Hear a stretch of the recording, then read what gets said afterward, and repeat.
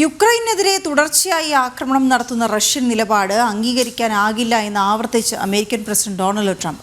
തുടർച്ചയായി റഷ്യ നടത്തുന്ന ആക്രമണത്തെ ട്രംപ് രൂക്ഷമായി വിമർശിച്ചു.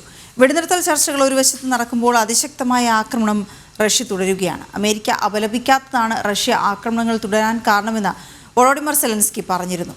ഇതിൻ്റെ വിശദാംശങ്ങളിലേക്ക് കൂടി നമുക്ക് ഈ ഘട്ടത്തിൽ പോകേണ്ടതുണ്ട്. ഐസൺ ജോസിലേക്കാണ് നമ്മൾ പോകേണ്ടത്. യുക്രൈനെതിരെ തുടർച്ചയായി ആക്രമണം, അതായത് ഒരു വശത്ത് വെടിനിർത്തൽ ചർച്ചകൾ നടക്കുന്നു, അതേസമയം മറ്റൊരു വശത്ത് ആക്രമണം തുടർന്നുകൊണ്ടിരിക്കുന്നു. ഈ റഷ്യൻ നിലപാടിനെതിരെയാണ് ഇപ്പോൾ അമേരിക്ക ആവർത്തിച്ച് അംഗീകരിക്കാനാവില്ല എന്ന് വ്യക്തമാക്കിയിരിക്കുന്നത്. ഈ ഒരു വിഷയത്തിൽ ഇടപെടേണ്ടതുണ്ട് എന്ന് വോളോഡിമർ സെലൻസ്കി ആവശ്യപ്പെട്ട സാഹചര്യം കൂടിയുണ്ട്. ഐസണിലേക്ക് പോകാം. ഐസൺ, എന്താണ് അമേരിക്കയുടെ നിലപാട് ഈ വിഷയത്തിൽ? ഇക്കാര്യത്തിൽ അമേരിക്ക വളരെ സുചിന്തിതമായൊരു നിലപാട് സ്വീകരിച്ചു എന്നാണ് ഇപ്പോൾ മനസ്സിലാക്കാൻ സാധിക്കുന്നത്. ഡൊണാൾഡ് ട്രംപ് ഇക്കാര്യത്തിൽ ഒരു പ്രതികരണം നടത്തുകയും ചെയ്തിരുന്നു. അത് എക്സിൽ അദ്ദേഹം തൻ്റെ സ്വന്തം സോഷ്യൽ മീഡിയയായ ട്രൂത്തിൽ അദ്ദേഹം കുറിക്കുകയും ചെയ്തിട്ടുണ്ട്. അതായത് ഇന്നലെ ഈ കഴിഞ്ഞ ദിവസങ്ങളിലായി ശനിയാഴ്ച മുതൽ നടക്കുന്ന റഷ്യ യുക്രൈനിൽ നടത്തുന്ന ആക്രമണങ്ങൾ, അത് ഡ്രോണുകളും അതുപോലെ തന്നെ രീതിയിലുള്ള ചെറിയ രീതിയിലുള്ള മിസൈലുകളെല്ലാം തന്നെ പ്രയോഗിച്ച് വലിയ തോതിലുള്ള ഒരു ആക്രമണമാണ് നടത്തുന്നത്.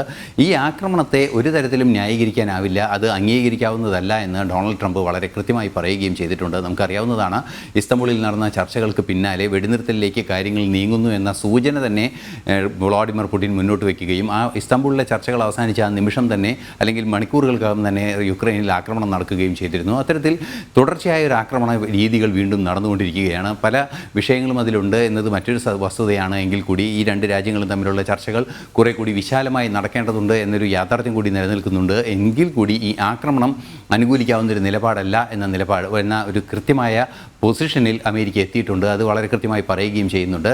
സെലൻസ്കിയും ഇന്നലെ US-ൻ്റെ ആ ഒരു സൈലൻസ് അല്ലെങ്കിൽ അമേരിക്ക പുലർത്തുന്ന ഒരു നിശബ്ദതയാണ് പുടിനെ ഇത്തരത്തിൽ ആക്രമണങ്ങൾക്ക് തുനിയാൻ പ്രേരിപ്പിക്കുന്നത് എന്നൊരു നിലപാട് സെലൻസ്കിയുടെ ഭാഗത്തു നിന്ന് ഉണ്ടാവുകയും ചെയ്തിരുന്നു. ഇത് വന്നതിന് തൊട്ട് പിന്നാലെയാണ് ട്രംപിൻ്റെ ഭാഗത്തു നിന്ന് കൃത്യമായി ഒരു സന്ദേശം എന്ന രീതിയിൽ തന്നെ പുറത്തു വന്നിരിക്കുന്നത്. ഇതിൽ നിന്ന് നമുക്ക് മനസ്സിലാക്കാൻ സാധിക്കുന്നത്, നേരത്തെ ട്രംപ് മുന്നറിയിപ്പ് നൽകിയിരുന്നു പുടിനെ, അതായത് ഈ ആക്രമണങ്ങൾ നിർത്തുകയും യുദ്ധം സമാധാനത്തിലേക്ക് നീങ്ങുകയും ചെയ്യാത്തൊരു സാഹചര്യമുണ്ടെങ്കിൽ ഉപരോധം ഏർപ്പെടുത്തുന്നത് ഉൾപ്പെടെയുള്ള നടപടികളിലേക്ക് നീങ്ങുമെന്ന് കർശനമായൊരു നിലപാട് ട്രംപ് മുന്നോട്ട് വെച്ചിരുന്നു. അത് യുക്രൈനുമായുള്ള ചർച്ചകൾ, അതായത് യുക്രൈൻ പ്രസിഡന്റുമായി ചർച്ചകൾ നടത്തിയ ഒരു സാഹചര്യത്തിന് പിന്നാലെ, അതിന് തൊട്ട് പിന്നാലെയാണ് ഈ സംഭവം ഉണ്ടാകുന്നത്. മാത്രമല്ല അതിന് തുടർന്ന് യുക്രൈനിൽ നിന്നുള്ള അപൂർവ ധാതുക്കളുടെ ഒരു ധാരണയിലെത്തുകയും ചെയ്തു അമേരിക്ക. ഈ ധാതുക്കളുടെ ഉപയോഗത്തിൽ നിന്ന് ലഭ്യമാകുന്ന അല്ലെങ്കിൽ ഖനനത്തിൽ നിന്ന് ലഭ്യമാകുന്ന ലാഭത്തിൻ്റെ പകുതി യുക്രൈൻ്റെ പുനർനിർമ്മാണത്തിനും പകുതി അമേരിക്കയുടെ തന്നെ ആ ബിസിനസ് ഇൻവെസ്റ്റ്മെൻറ്റിലും നടക്കുമെന്നാണ് അറിയിച്ചിരുന്നത്. ഇതെല്ലാം തന്നെ ഇപ്പോൾ പ്രാവർത്തികമാകുന്നതിന് വലിയ ബുദ്ധിമുട്ടുള്ള സാഹചര്യം കൂടിയുണ്ട്.